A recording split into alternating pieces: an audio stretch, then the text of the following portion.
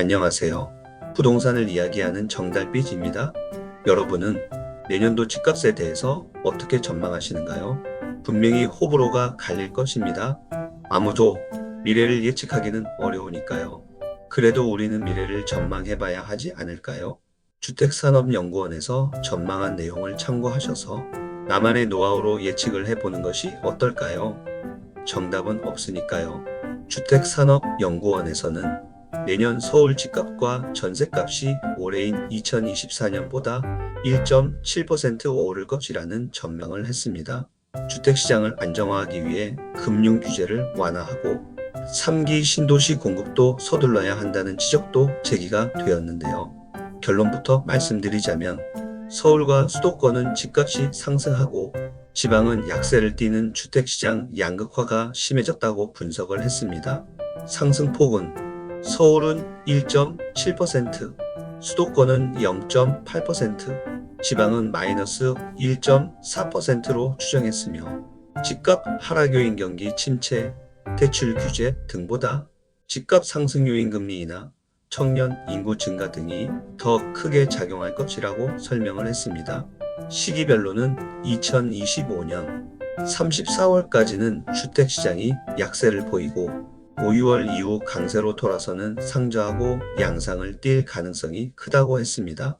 이러한 통계적 예측이 틀린 것이 아니기에 저도 충분히 공감을 합니다.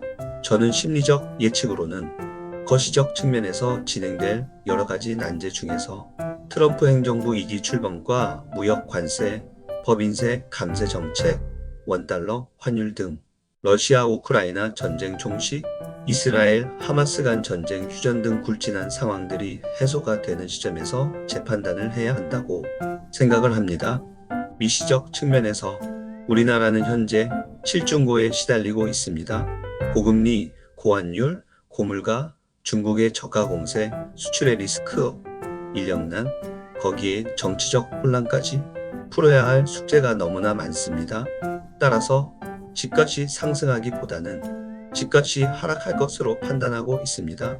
일부 수요층을 제외하곤 말이죠. 현실은 가계부채가 많기 때문에 가계에서 쓸 여력, 즉 써야 할 돈이 없는 것이 작고의 큰 문제이기 때문입니다. 아주 단순한 경제 원칙상 돈이 있는 수요가 있어야 가격이 오르기 때문이지 않을까요? 현 시점에서 미국 연준에서 금리 인하의 속도를 내지 않고 있어서 우리나라도 무리하게 내수 침체를 위하여 현재의 금리에서 인하를 단행하지는 않아 보입니다. 원달러 환율의 심리적 저항선인 1,500원까지 상승할 수 있기 때문에 원화 가치가 떨어졌기에 굳이 공격적으로 금리 인하를 단행할 필요가 없기 때문이죠.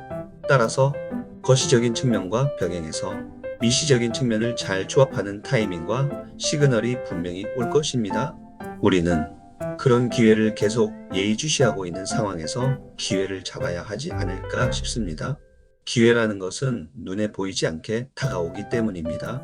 다가올 2025년 1월 20일 트럼프 2기가 출범이 되는 것부터가 시작점이라는 것을 잘 예의주시하시고 거시적으로 볼 수 있는 해안을 하나하나씩 챙기시길 바랍니다. 그래야 내년도 주택가격의 시그널의 기회를 잡을 수 있으니까요. 감사합니다.